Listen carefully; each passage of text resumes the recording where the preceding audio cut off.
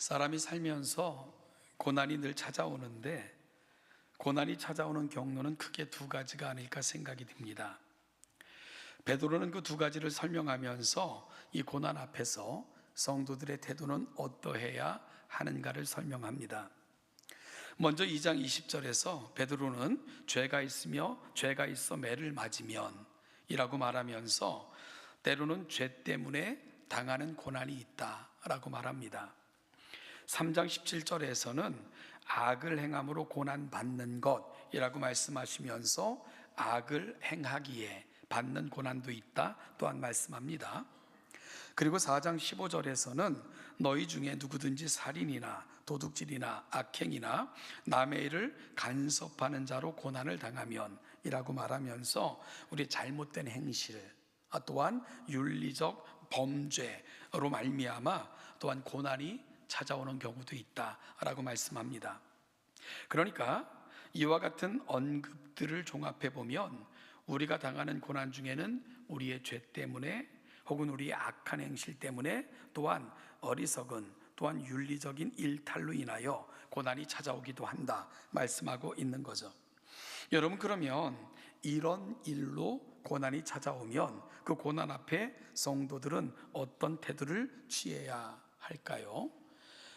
어떤 이상한 분이 십계명을 설명하면서 제11계명은 들키지 말라라고 말하는 분이 있던데, 성도들은 안 들킨 것을 다행으로 여기고 들키면 재수 없다 이렇게 생각하며 살아야 될까요?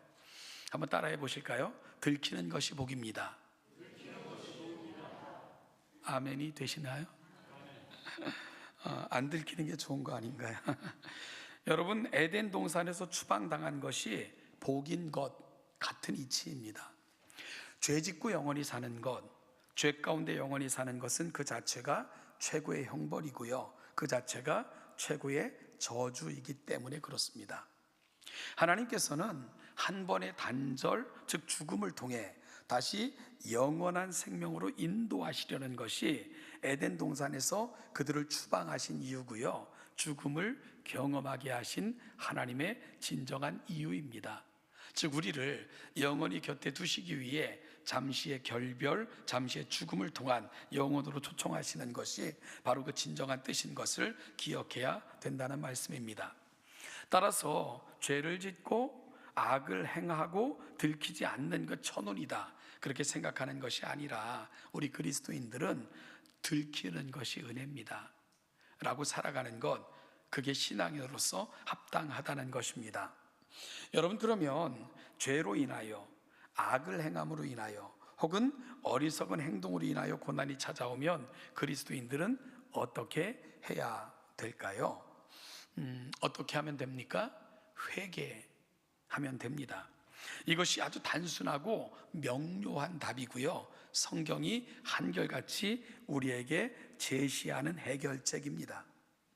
여러분, 에덴 동산의 문제는 물론 선악을 알게 하는 나무의 실과의 열매를 맺음으로 하나님과의 언약을 파괴했다는 것이 가장 심각한 문제였지만, 그럼에도 불구하고 더 큰 문제는 그 죄가 드러났을 때 회개하지 않고 은폐하고 핑계하고 변명했다는 데 있습니다.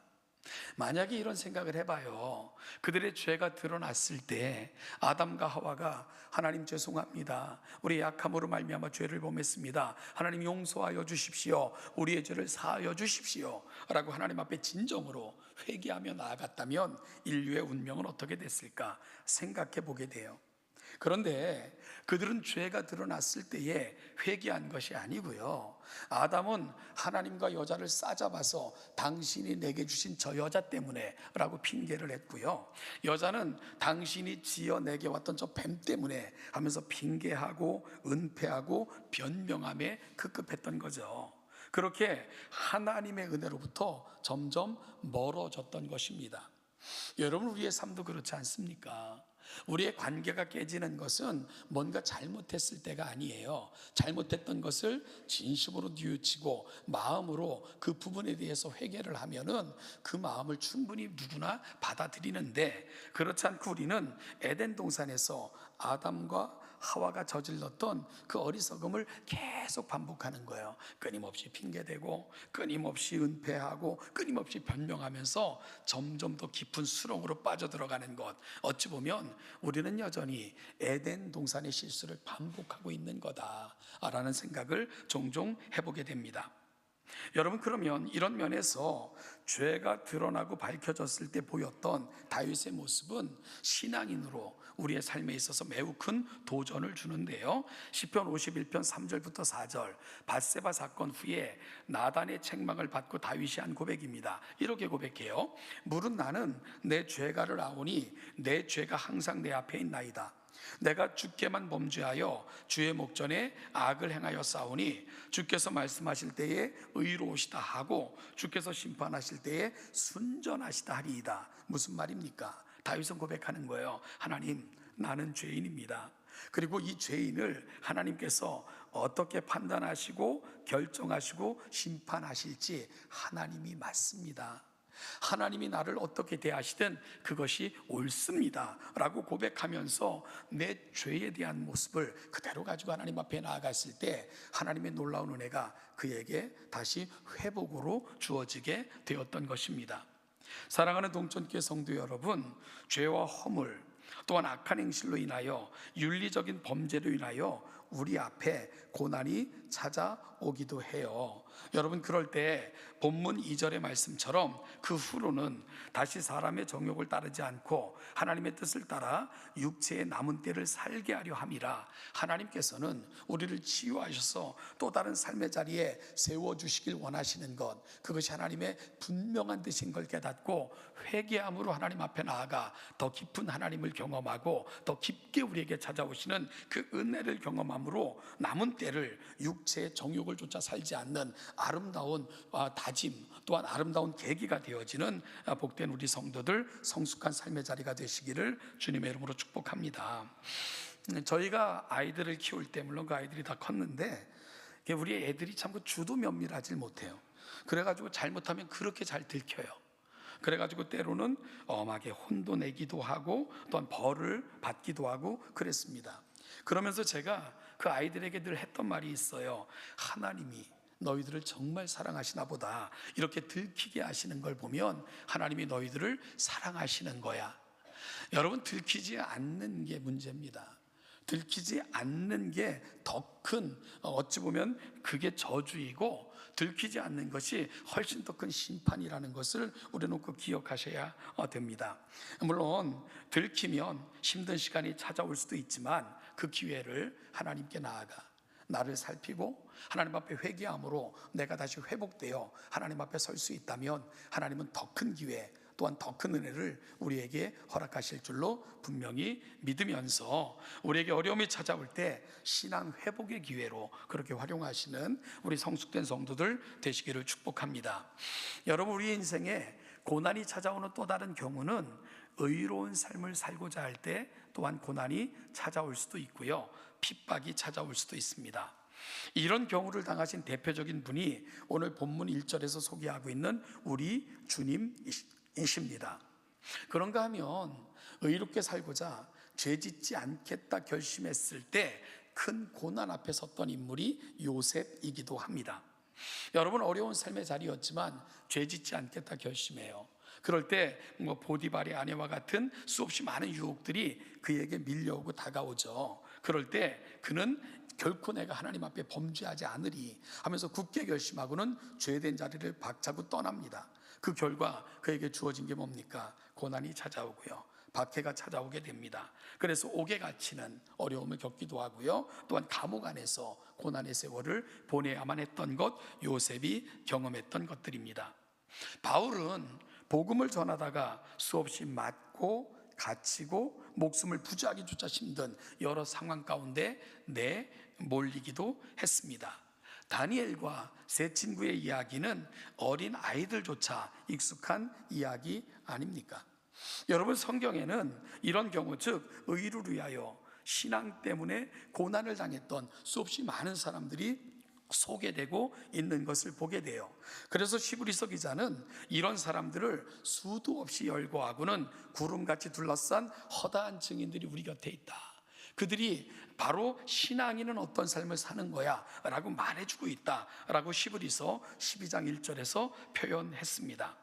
그러니까 우리가 의를 행함으로 신앙의 이유 때문에 고난받고 어려움을 경험했던 사람들, 고난을 경험했던 사람들은 우리가 생각하는 것보다 훨씬 많다 하는 사실을 시브리서 기자는 우리에게 전하고 있는 거죠. 여러분, 그럴 때 이들은 이 고난 앞에 의롭게 혹은 신앙을 붙들고 끝까지 살고자 할 때 그들 앞에 닥친 고난 앞에서 그들이 보여줬던 모습은 뭡니까? 당당하게 맞섰고요, 또한 심지어 기쁘게 여겼다라고 성경은 표현하고 있습니다. 대표적인 예로 사도행전 5장에는 복음을 전하는 베드로와 그 사도들, 이들을 못마땅하게 여겼던 대제사장들과 사두개인들이 이들을 옥에 가두기도 하고요, 심지어 때리기도 하고 위협하여 내놓기도 해요. 다시 예수의 이름으로 증거하면 너희들은 죽는다 위협하며 그들을 풀어주기도 했습니다. 그런 일을 반복해요. 여러분, 그런데 그런 일을 당하면서 그들이 보여줬던 모습이 뭐냐? 누가는 이렇게 기록하고 있습니다. 사도들은 그 이름을 위하여 능욕받는 일에 합당한 자로 여기심을 기뻐하면서 공의 앞을 떠나니라. 하나님, 내가 이 일에, 이 고난을 받는 일에 합당하게 여겨주시니 너무 감사합니다 하면서 오히려 역설적 기쁨을 안고 공의 앞을 떠났다. 누가는 그 모습을 이렇게 기록하여 전하고 있는 것입니다. 이것이 의를 위하여, 하나님 나라를 위하여 무엇보다도 의롭게 살고자 할 때 찾아온 고난에 대해서 그들이 대처했던 신앙인들의 당당한 모습이었습니다. 여러분, 그리고 이들이 이 고난 앞에서도 이렇게 당당할 수 있었던 이유를 베드로는 베드로전서 4장 14절에서 이렇게 말씀합니다. 너희가 그리스도의 이름으로 치욕을 당하면 복 있는 자로다. 영광의 영 곧 하나님의 영이 너희 위에 계심이라. 이렇게 표현을 합니다. 무엇보다도 그들은 이런 삶이 복된 삶임을 알았기 때문에 이런 삶을 살았던 거고요. 왜 이런 인생이 복된 인생인고 하니 하나님의 영이 그들 가운데 머물기 때문이고, 하나님의 영이 그들을 보호하실 것을 그들은 분명히 알았기 때문에 이런 삶을 결정했고, 하나님 보시기에 아름다운 인생이기에 그들이 복된 자다, 이런 결론을 베드로는 내리고 있는 겁니다. 여러분, 베드로가 이런 결론을 내린 것은 우연 아니겠죠, 그죠? 뭐 생각의 사색의 산물 아니었을 것입니다. 바로 사도행전 5장 그리고 그 이후에도 그가 사도로서 복음을 위해 살아갈 때 그가 경험했던 의롭게 살고자 하면, 신앙인의 삶을 살고자 하면 다가왔던 그 시련과 고난 앞에서도 당당하게 맞섰고요. 그럴 때 하나님께서는 때로는 옥문을 열기도 하셨고, 또한 그들을 핍박했던 사람들을 두렵게도 만들면서까지 보호하고 지키셨던 것, 베드로가 경험했던 것들입니다. 이 모든 것을 담아 베드로가 이런 고백을 담고 있는 거예요. 너희가 그리스도의 이름으로 치욕을 당하면 복 있는 자로다. 하나님의 영 곧 하나님의 영이 너희 위에 계심이라 라고 고백할 수 있었던 것입니다. 사랑하는 성도 여러분, 결국요, 우리가 의롭게 살아도 고난을 당하고 예수 때문에 고난을 당할 때도 하나님을 신뢰하고 그 신앙의 길에서 의롭게 사는 삶을 포기하지 않을 수 있었던 것, 그건 한 가지 이유 때문인 걸 알게 돼요. 하나님, 그분을 신뢰했기에 이런 삶을 살 수 있었고요, 믿었기에 이런 삶을 계속해서 지속적으로 이루어올 수 있었던 것, 바로 성경이 보여주는 한결같은 증거가 되는 겁니다. 어제 제가 그 토요일 그 새벽 기도회 영상을, 저희 교회는 토요일은 모여서 기도해야 하는 대신 가정에서 영상으로 올려지는 그 본문으로 그 영상을 통해서 이제 경건의 시간을 갖고 있는데요. 그 영상에서 제가 이런 말씀을 드렸습니다. 이 말씀이 생각나시는 분들은 어제 큐티를 하신 분들이고, 지금 내가 하는 말이 처음 듣는 사람들은 큐티를 안 하신 분들이고, 우리가 어릴 적에 했던 놀이가 있어요. 그 놀이 중에 하나가 두 사람이 짝이 돼서 이렇게 한 사람이 서면 그 뒤에서 이렇게 서 있다가 한 사람은, 앞에 있는 사람은 눈을 감고 뒤로 넘어지면 뒤에 서 있는 사람이 그를 이렇게 지탱하고 이렇게 넘어지는 것을 이렇게 지탱하는 그런 그 놀이를 종종 하기는 했죠. 그리고 이제 우리 아이들에게도 뭐 그런 놀이를 시켜보기도 했어요. 눈 감고 뒤로 넘어지면 내가 받을게, 뭐 이런 놀이 말입니다. 근데 그게 생각보다 쉽지가 않아요, 그죠? 이게 뒤로 넘어지려고 생각하면 뒤에 누가 받친다고 생각을 해도 굉장히 섬찟하고 두렵고 떨리는, 그 불안이 막 엄습해 오는 그런 놀이입니다. 그런데 그래서 뒤에서 누군가 나를 분명히 붙들어 줄 거야 라고 확신하지만 때로는 또 의심되기도 하고요. 그래서 두렵기도 하고, 이게 간단하지만 사실 그 마음에 심적인 동요가 많이 일어나는 그런 놀이이기도 한데요. 놀라운 건 여러분, 이게 앞에서 넘어질 때 뒤에 있는 사람이 잘 받게 하려면 앞에서 뒤로 넘어지는 사람이 어떻게 해야 되는지 아시죠? 다리가 굽혀지면 안 되고요, 불안해서 뒤를 돌아보면 안 돼요. 그러면 몸이 꼬이면서 둘 다 위험하게 엉키게 되기도 하고 같이 넘어지게도 돼요. 그래서 이 놀이가 안전하려면 앞에 있는 사람은 뒤에 있는 사람을 완전히 신뢰하면서 무릎 굽히지 않고 나무 토막처럼 뒤로 넘어져 줘야 뒤에 있는 사람이 그 사람을 지탱하면서 둘 다 안전하게 그 놀이가 끝날 수가 있는 거죠. 그러니까 이 단순한 놀이 속에는 뒤로 넘어지는 자의 신뢰와 확신, 그리고 이를 받는 자의 책임이 함께 어우러진 참 놀라운 게임이 뒤로 넘어지고 받아내는 게임이구나 라고 생각을 해본 적이 있습니다. 여러분, 우리가 성경을 보면은 바로 이런 삶을 산 사람이 있었다는 거예요. 아무런 생각 없이 그저 나무 토막처럼 뒤로 넘어지는 삶을 살았던 그런 사람들이 있었다는 거죠. 바로 사도 바울과 같은 사람들이 그런 삶을 살았던 대표적인 사람들입니다. 사도 바울은 어떻게 그 온몸을 지체하지 않고 뒤로 돌아보지 않고 몸을 뒤로 그냥 나무 토막처럼 넘어뜨리는 완벽한 신뢰의 삶을 살 수 있었을까?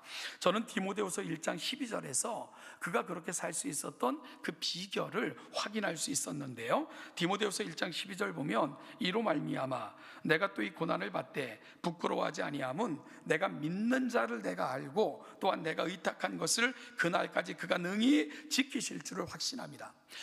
사도 바울은 두 가지가 있었기에 그런 삶을 살 수 있었다는 거예요. 뭡니까? 내가 믿는 자를 내가 알았다는 거죠. 그리고 두 번째는 그분이 내가 그분에게 내 삶을 의탁할 때 그날까지, 즉 주님께서 다시 오셔서 모든 것을 완성하시는 그날까지 나를 능히 지키실 것을 나는 확신하노라. 이 두 가지가 온 몸을 하나님께 맡기는 삶을 살 수 있었다라고 사도 바울은 고백하고 있는 것입니다. 여기서 내가 믿는 자를 내가 알고 내가 그분을 사랑하며 그분을 신뢰하고 확신합니다. 그리고 그분은 내가 의탁한 모든 것을 능히 지켜내실 분인 것을 내가 확신합니다. 그렇기 때문에 자신의 삶을 온전히 하나님께 맡길 수 있었고 드릴 수 있었다라고 고백하면서 이 하나님은 너도 그렇게 할 것이니까 디모데야, 혹시 복음을 전하다가 고난이 닥친다 할지라도 복음과 함께 고난을 받아라. 그리고 끝까지 믿음 안에서 승리하면 하나님은 능히 너를 지키시고 보호하시고 인도하실 것이다 라고 권면할 수 있었던 것입니다. 결국 신앙은 뭐냐? 신앙은 우리가 얼마나 하나님을 알고 신뢰하고 확신하느냐, 그 싸움인 것을 사도 바울은 분명하게 알려주고 있는 겁니다. 여러분에게 하나님은 어떤 분이세요? 라고 질문을 하면 여러분은 순간적으로 어떻게 대답을 하십니까? 하나님은 어떤 분이세요? 그러면 하나님에 대한 고백은 객관적인 것과 주관적인 것이 함께 가야 됩니다. 그럼 객관적인 게 뭐냐? 그분은 온 우주 만물을 창조하시고 영원부터 영원까지 하나님이십니다. 그분은 아니 계신 것이 없고요, 그분은 인생의 모든 것뿐만이 아니라 이 땅에 내시는 생명을 지키시고 보호하시는 유일하신 생명의 근원자 되십니다. 이것이 객관적인 거예요. 이 사실은 여러분이 부정하든 부정하지 않든 그것은 객관적인 사실입니다. 그런데 그 하나님이 내게는 주관적으로 어떻게 고백되어져야 됩니까? 그 하나님이 곧 나의 하나님이시며 나의 아버지이십니다. 이게 객관이죠, 주관이죠. 그래서 신앙 고백은 객관에 대한 사실의 확인, 그리고 그 사실이 주관적인 납득, 그리고 동의, 이런 것을 통해서 내게 온전한 신앙이 온전한 신앙으로 내 안에 이제 형성이 되는 것입니다. 그렇다면 여러분들에게 하나님은 어떤 분이십니까? 여러분, 하나님 어떻게 고백을 하십니까? 여러분들도 그럴 거예요. 그분은 영원부터 영원까지 하나님이시고 온 우주 만물을 지으시고 섭리하시는 분이시고 인생들을 내시고 생명의 주관자가 되시는 분이십니다. 그리고 예수 그리스도를 통해 나를 자녀 삼아주신 나의 아버지이십니다. 아멘. 그렇다면, 하나님을 그렇게 믿으신다면 여러분, 그 하나님께 내 몸을 온전히 맡기는 거, 그게 맞지 않겠습니까? 내가 고백하는 하나님이 그런데, 내가 만난 하나님이 그런 분이신데, 여러분, 그 어떤 분에게 내 인생을 맡기는 게 합당하겠는가? 그 하나님 아니겠습니까? 그런데 마치 우리의 삶이 뒤에서 누가 나를 그게 확실하게 내가 너를 지탱할 거야? 너는 의심하지 말고 뒤로 넘어지기만 하면 돼. 그럼에도 불구하고 정말 저 사람이 나를 지탱해 줄 건가? 내가 안전하게 뒤로 넘어져도 누군가 나를 떠받쳐 줄까? 의심하고 불안해 한다면 온전히 뒤로 넘어갈 수 없고 다 불안해지는 것처럼, 혹시 우리 신앙의 삶이 그 정도 수준에 머물러 있는 것은 아닌가? 하나님께 온전히 맡기지 못한다면 이건 하나님을 믿지 못하는 것과 같은 거죠. 하나님을 온전히 신뢰하지 못하여 내 인생을 주관하시는 그분을 우리가 믿지 못한다면 우리는 하나님을 믿지 못하는 거겠지요. 그러면 우리가 결코 의 앞에서도 의연하고 고난이 닥쳐와도 예수 편에 서는 그런 삶은 결코 살아낼 수 없을 것입니다. 그래서 사도 바울은 정말 고난이 와도 핍박이 와도 어려움이 닥쳐도 끝까지 견고하게 신앙인의 삶을 살 수 있었던 것은 내가 나를 사랑하시는 그분을 압니다. 그분이 나를 끝까지 보호하실 것을 내가 확신합니다. 바로 이 믿음이 그를 그런 삶을 가능하게 만들었던 것입니다. 여러분, 따라서 오늘 우리 앞에 여러 가지 모양으로 고난이 닥칩니다. 그럼에도 불구하고 하나님께서 한결같이 원하시는 것이 있다면 죄를 지으면 회개함으로, 또한 의를 인하여 고난을 당하면 기뻐하고 감사함으로 그 고난 앞에 당당하게 섬으로 말미암아 하나님께서 다시금 우리를 그분의 은혜 앞에 서게 하시는 그 은총의 순간으로 나아가라. 이것이 바로 고난 앞에 어떠한 고난이 닥쳐온다 할지라도 우리가 고난을 받아들여야 되고 고난 앞에 임하는 성도들의 태도여야 된다라고 말씀하시는 것이 오늘 본문이 가고 있는 자리인 거죠. 그래서 4장 1절에서 그리스도께서 이미 육체의 고난을 받으셨으니 너희도 같은 마음으로 갑옷을 삼으라. 이는 육체의 고난을 받은 자는 죄를 그쳤음이니 이제 후로는 바로 사람의 죄 가운데 살지 않게 하려는 것, 이것이 바로 하나님의 뜻이다 라고 말씀할 수 있었던 것입니다. 여러분, 그러면서 사도 베드로는 고난에 대해서 이렇게 결론적으로 권면하는 것을 읽게 되는데요, 오늘 본문은 아니지만 베드로전서 4장 15절 16절 우리가 한 목소리로 같이 한번 읽어보겠습니다. 시작. 너희 중에 악행이나 남의 일을 간섭하는 자로 고난을 받지 말려니와 만일 그리스도인으로 고난을 받으면 부끄러워하지 말고 도리어 그 이름으로 하나님께 영광을 돌리라. 여러분, 육체의 고난을 받은 자는 죄를 그쳤다. 따라서 오늘 베드로는 그렇게 권면을 하는 거예요. 만약에 우리가 악행함으로 죄를 범함으로 유일적 일탈로 말미암아 고난이 찾아오면 그 고난을 그냥 무마하는 것이 아니라 하나님 앞에 설 수 있는 기회로 삼으라.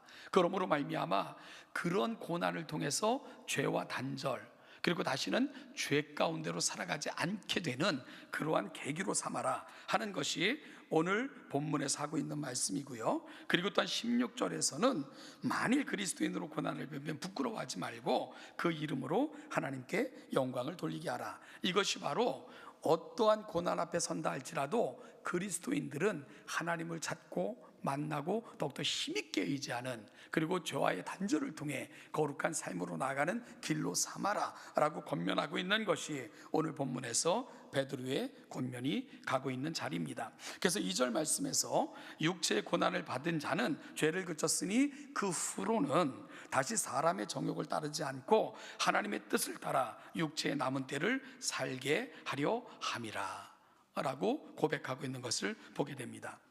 사랑하는 여러분, 오늘 2절에서 베드로 사도는 따르지 않을 것과 따라야 할 것의 분명한 기준이 그리스도인에게는 생겨나게 된다.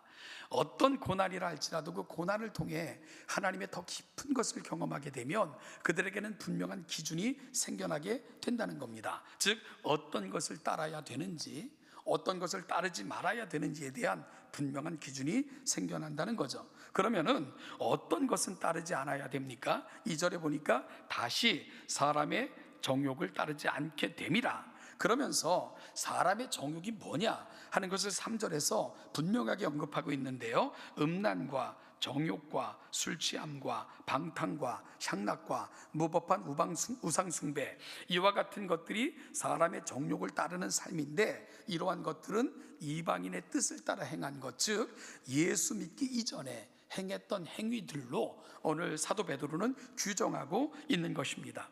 여러분, 따라서 하나님 앞에 성결한 양심으로 살겠다 결심한 자들은 이런 것들과는 어떻게 해야 된다고요? 지나간 때로 족하다. 이것은 바로 굿바이, 이별을 고해야 된다라고 말씀하고 있는 겁니다. 마치 왜 누군가에게 진정 사랑하는 사람이 생겼다면 이 사람 저 사람에게 기웃거리던 삶을 그칠 것 아니겠습니까?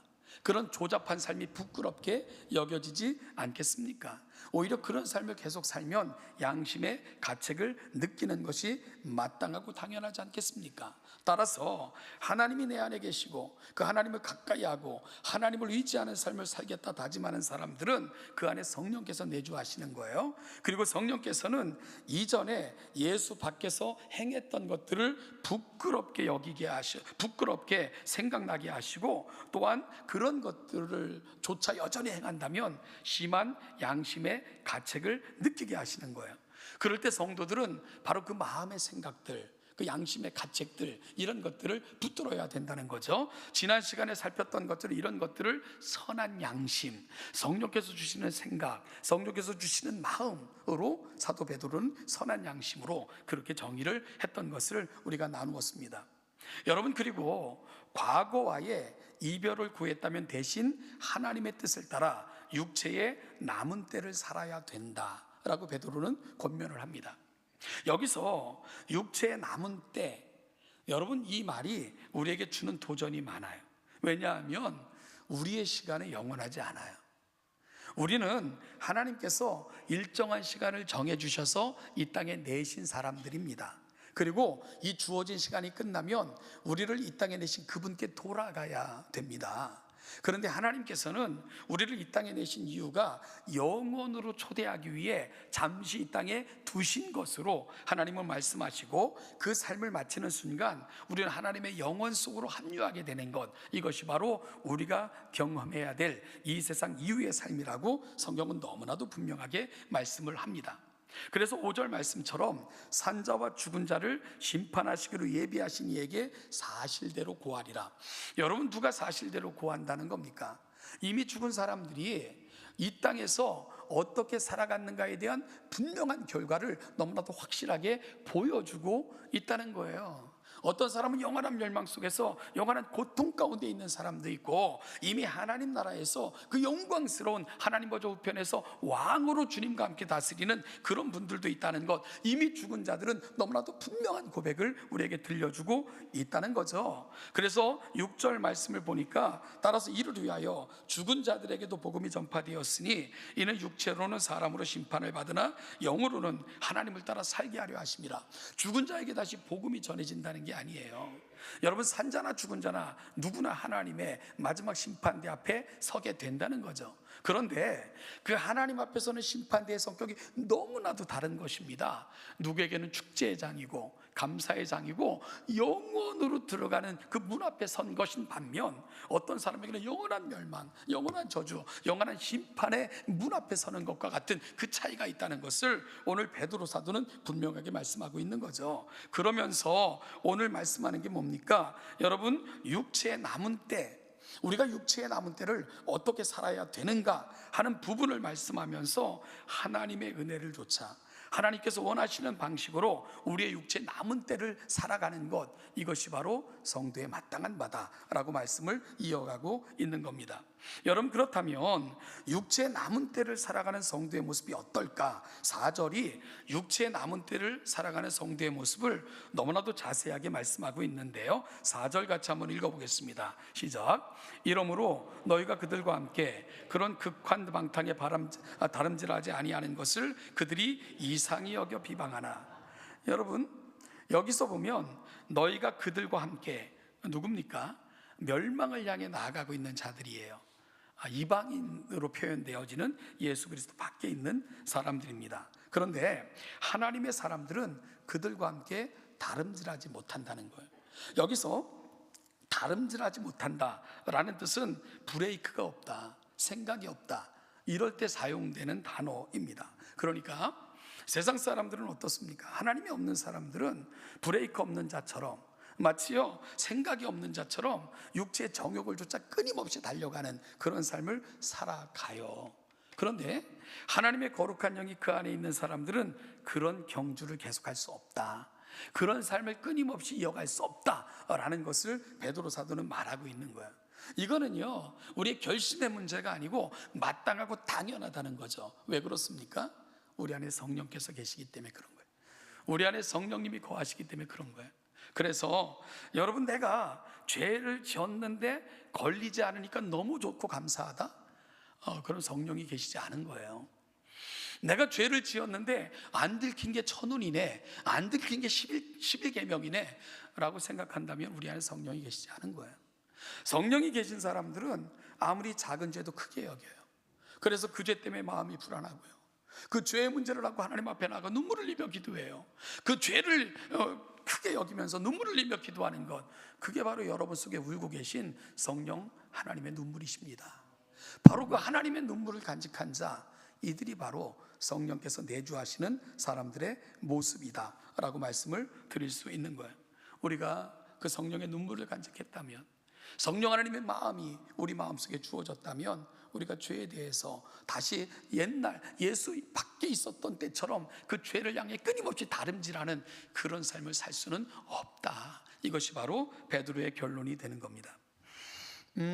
제가 보니까 여기 계신 분들은 대부분 알고 계실 이름 같은데, 이분이 이제 그 헐리우드이 자랑하는 최고의 영화 배우 이렇게 선정되기도 했던 분인데, 그 영화 남자 그 액션 배우 중에 찰턴 헤스턴이라는 분이 있어요. 근데 이분들이 기독교인들에게 좀 더 친숙한 건, 이분이 그 기독교 계통의 영화에 많이 출연했기 때문인데, 10개, 배너 이런 영화에 많이 출연을 했기 때문에 기독교인들은 좀 더 익숙한 이러한 배우가 된 것 같은데요, 그 당시 10개와 배너 같은 거는 감히 상상할 수도 없었던 규모였고, 저런 영화가 만들어질 수 없다라고 생각했던 영화인데 그게 실제로 만들어졌고, 또한 아주 센세이션을 일으켰던 그런 영화죠. 그 중에 이제 이분이 이제 그 10개라는 영화 촬영을 마친 후에 이제 이분이 이제 크리스찬이니까 알았던 기자가 이렇게 물었대요. 모세 역할을 하고 나니까 자신의 영적 생활에도 변화가 왔습니까? 이런 질문을 했다는 거예요. 그래서 찰턴 헤스턴이라는 분이 그 기자에게, 그 기자를 보면서 이렇게 대답했다고 해요. 시내 산을 밟은 사람이 어찌 그 전과 같은 사람으로 내려올 수 있겠습니까? 이렇게 대답을 했다는 거예요. 그 대답이 너무 멋지지 않습니까? 시내 산을 밟은 사람이 어찌 그 전과 같은 사람으로 내려올 수 있겠는가? 무슨 말입니까? 하나님을 만났는데, 내 안에 그분이 나를 찾아오신 걸 경험했는데 내가 어찌 그 이전 같이 살 수 있겠냐고, 그게 이상하지 않겠냐, 이런 대답을 한 거예요. 사랑하는 동천교회 성도 여러분, 이러므로 너희가 그들과 함께 그런 극한 방탕에 다름질하지 아니하는 것을 그들이 이상히 여겨 비방하나. 우리의 살아가는 삶이 이상하게 느껴지게 해야 됩니다. 왜 저렇게 살지? 너희들은 무슨 기쁨으로 살지? 세상의 모든 걸 다 끊고 뭐가 너희들의 재미야? 그런 소리 좀 들어보자는 겁니다. 사랑하는 여러분, 어땠으면, 시내 산을 경험했으면, 우리가 예수님의 십자가, 우리 가운데 찾아오셔서 여전히 말씀하시는 그 하나님을 우리가 경험했다면, 그러면 그 하나님으로 말미암아 우리 삶의 내용이 달라져야 되지 않겠습니까? 오늘 한 배우의 고백으로 말씀을 마무리하려고 하는데요. 시내 산을 밟은 사람이 어찌 그전과 같은 사람으로 내려올 수 있겠어? 우리가 예배를 마치고 돌아가는 삶의 자리에 하나님을 만났다면, 성령이 내 안에 내주하심을 믿는다면 어찌 예수 밖에 있었을 때와 동일한 모습으로 세상을 살아갈 수 있겠습니까? 오늘 그 고백이 우리 안에 담겨져 우리 삶의 내용과 모양이 되시기를 주님의 이름으로 축복합니다.